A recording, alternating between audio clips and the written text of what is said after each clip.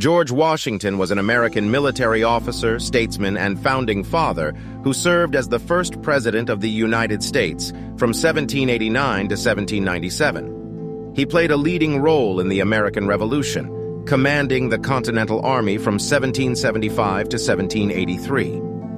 After the war, he was unanimously elected president in the first U.S. presidential election, and oversaw the transition from the Articles of Confederation to the Constitution. He was re-elected in 1792 and declined to run for a third term. Washington was born on February 22, 1732, in Westmoreland County, Virginia.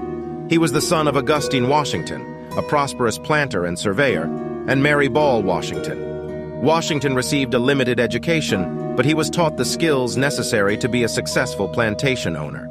He also learned the importance of discipline, leadership, and hard work. In 1752, Washington inherited his father's estate, Mount Vernon. He began to manage the plantation and to expand his land holdings. He also served in the Virginia militia, and in 1754 he was appointed a lieutenant colonel. He fought in the French and Indian War, and in 1755 he was wounded at the Battle of Braddock's Defeat.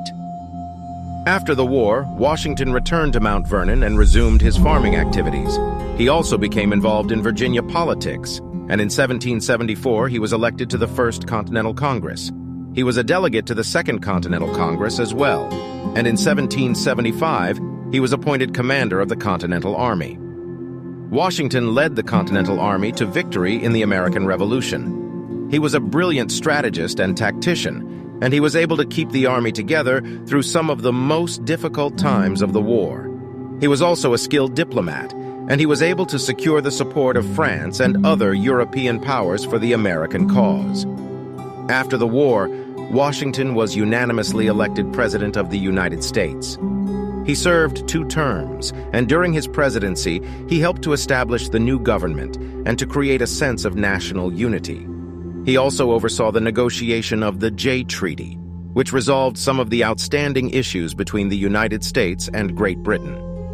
Washington retired from public life in 1797. He returned to Mount Vernon, where he died on December 14, 1799. He is considered to be one of the greatest presidents in American history, and he is often referred to as the father of his country.